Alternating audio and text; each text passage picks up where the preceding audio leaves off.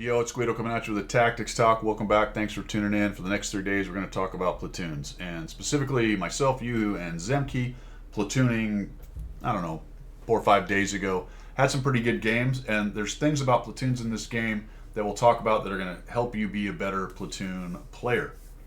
And it has to do with decision making. The game is kind of fundamentally different in a platoon. When you're solo, it's the old 1v29, right? You've got to pay real close attention to yourself, because if you try to make a move with the team, if they're showing no indications of helping you, you can't communicate them other than maybe some typing or a bit of the auto things, and you just don't know. If you have voice comms with a platoon, you can make a plan, back each other up, and it's hugely powerful. So we'll give you an example right here initially, and it's also decision making in the platoon. Like, where are you in the ranks? Are you top tier, middle tier, bottom tier? What are you driving?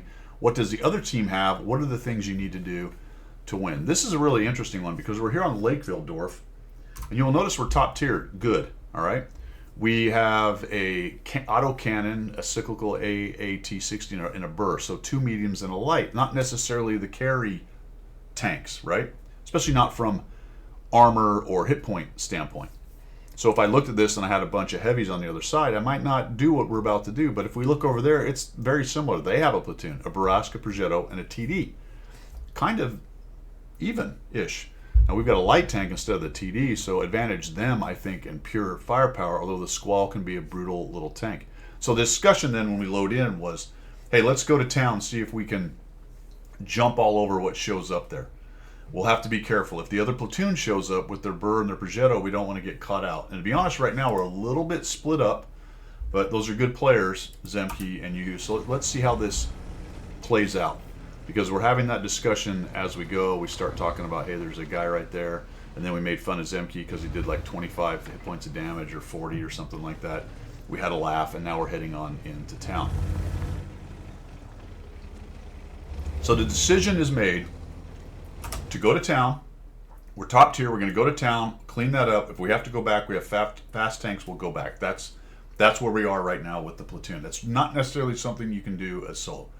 You can make that plan in your head, go, I'm going to go to town, see what's going on, and run away, but will you have any backup? If you run into town and you run into a platoon or several tanks, you don't have the same capability to do what we're about to do in town, and we have the discussion. So Yuhu says, hey, here's the Progetto. He's already pushed across to the building. He knows he's got backup coming. The Progetto's pushing in, and he gets slapped. Progetto keeps coming. I'm a slower tank. He pushes Yuhu, and I know I've got to get in there and help him out. Now, good on the other platoon. The other platoon has come into the city and presumably has kind of the same idea, but I want you to pay attention to what's not happening with that platoon. So we slap him. I'm going to get a ram off this guy. Oh, don't need it. Take a hit from the Burr. He shoots both his shots. Try to track. Guess I didn't do anything. That was a miss or something. I don't know. But I want the Burr. I don't care about the 30-45. Let him shoot me. Yuhu, get in there. Take him out. There we go. And we'll back out. And just like that, we've taken care of two of their top tier mediums because we worked as a team. What did I say earlier? What were they missing? They didn't bring in their TD.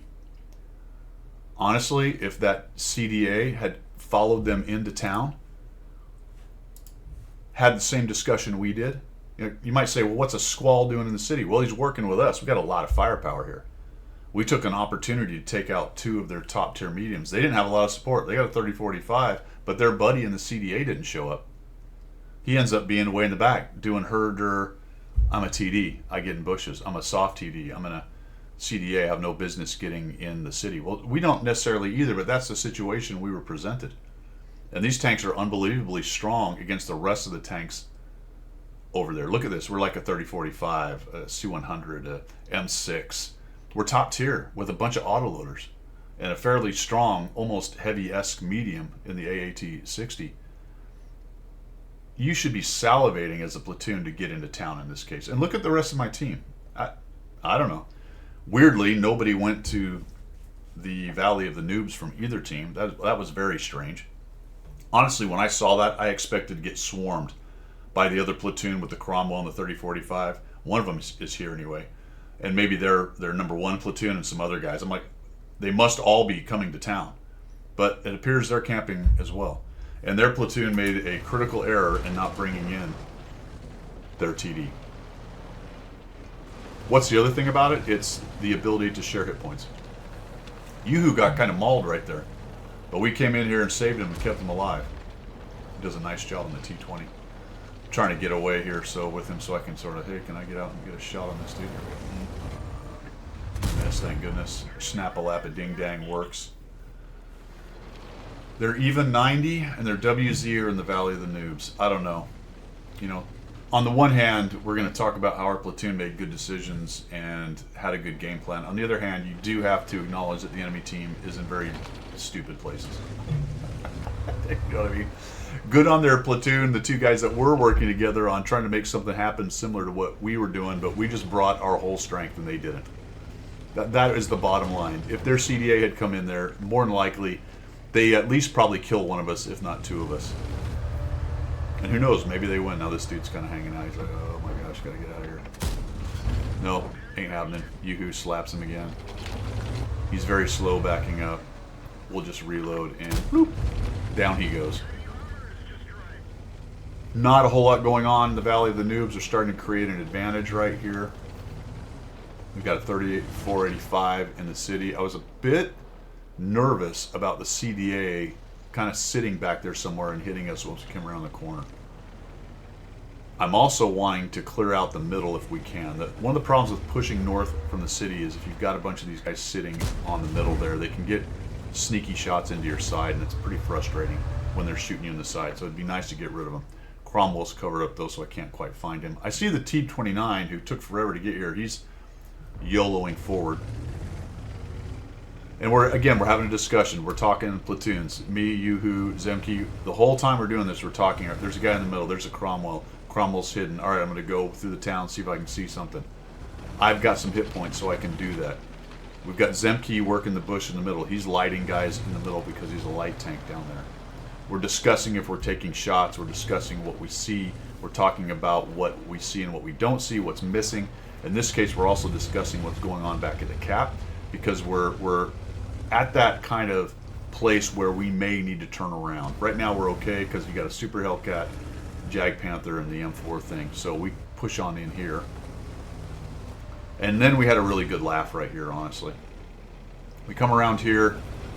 The game is feeling like it's in the bag. We could walk into it and get killed. We still haven't found the CDA, so we do have to be careful. Our cap is kind of in danger, but not really, because we got plenty of Camp-A-Llama ding-dangs still sitting down there. We could still lose this, but it's feeling pretty good, so I'm going to get a little bit aggressive right here. And we get a good laugh.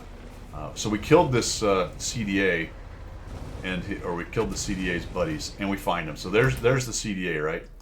T-20 dies. They do kill 3 guys pretty quickly, so that gets a little concerning. Kind of even it up a little bit. And I've got guys in front of me and behind me. This guy comes down here. I'm going to try to shoot him. I get an armor not hit like a buffoon. Looks like I tracked him. There goes Zemke, so he comes in there. Guns down this guy. We'll shoot him. I don't know what the CDA is doing. Maybe it was just a long track fix. So I was worried he was just going to spin. But Zemke noticed that he was after Zemke's 192 hit points and a kill. And Zemke's saying, he mad. And now we get the ring around the rosy. Zemke's trying to get away from this guy. And, oh, dang it. Now he's spinning around this way, trying to go back after Zemke. And Zemke's like, oh no, he's going to get me. Oh, that's fantastic. But actually another great example. That could go differently if that whole thing wasn't going on with the platoon mate. Have you ever been in a situation like that and you get frustrated by the other guy in it that you can't talk to on what he's doing? He's not making a move, or he's not supporting you, or he's just simply hiding behind a rock. That we're having a discussion on what's going on there. In fact, I think, yeah, it looks like Yoo-hoo. I'm not sure if Yoo-hoo was shooting up into that area or not, but we're having a discussion, and that helps him survive that whole thing. Stuff you can't do if you're not in a platoon. Slightly concerned, just a bit, about the cap. That's a bummer right into the ground. Just move a little closer. Zemke's stunned. That's pretty funny. Get a kill on that. Fantastic. So we've got 4 kills, 2,600 damage, 1,719 assist. The camper's back. The 1375 and the JP are keeping them from getting on our cap. That's very helpful. There is an ELC even 90 raging around somewhere. He's back there as well. Now this, I love this, fellas. I love this. Notice on the enemy team, there is a 304 that we haven't seen much of. We haven't seen much of the 304. We just killed the GW. It's impressive. We're talking about it. Have you seen the 304? I'm like, well, I don't know if anybody's actually gone behind the cap right here. So how about I spin around here? I don't need the cap. Let's see. Maybe he's been hiding out here the whole time and nobody just went through there. I didn't notice whether anyone did or not. We come around here and I'm like, oh, I'm flabbergasted. My ghasts are flabbered, 100%. You gotta love this, man. You have to love an arty, a sneaky arty. That's so good at arty stuff that he's camping your cap. I wonder when he got there. Notice him down there. He is.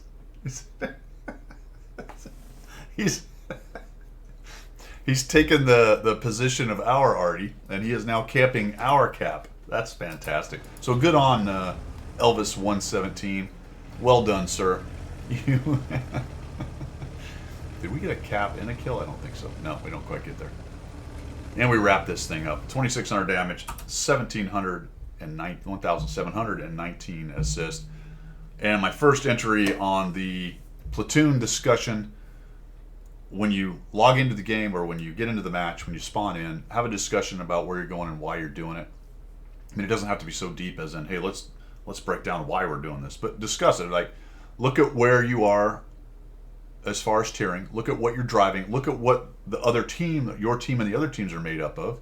Because in another situation, it doesn't make sense to take that light of a force into the town. Maybe we are bottom tier and we've got a bunch of tier 10 heavies and they head on to the city. Now, we might be able to go in there and support, but we're certainly not going to YOLO in and try to kill somebody quickly, because we probably just die to a huge alpha. But that wasn't the situation that we had. The situation we had, it made sense for us to do what we did. And the enemy platoon kind of did that, but unfortunately they didn't bring their third guy, and they absolutely should have brought their third guy, because the other thing about platoons is if you're not working together, and you don't necessarily have to be together to work together, right? But if you're not working together, what's the point of platooning? Okay, camaraderie, chatting, all that stuff, but I see that a lot. You get people in platoons and they all go in different directions, and maybe they get together later if they're all alive and help each other. But I find it much more impactful to the game to work together, right?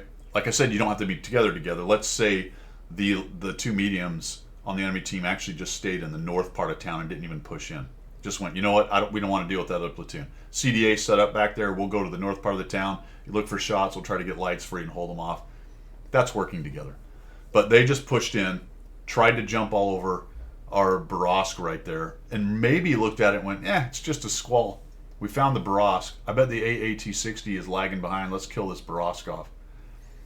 But probably would have worked if they'd have brought their CDA. All right, fellas, that's all I've got. Have a great one. Get in a platoon and enjoy the game. I find it probably more fun that way.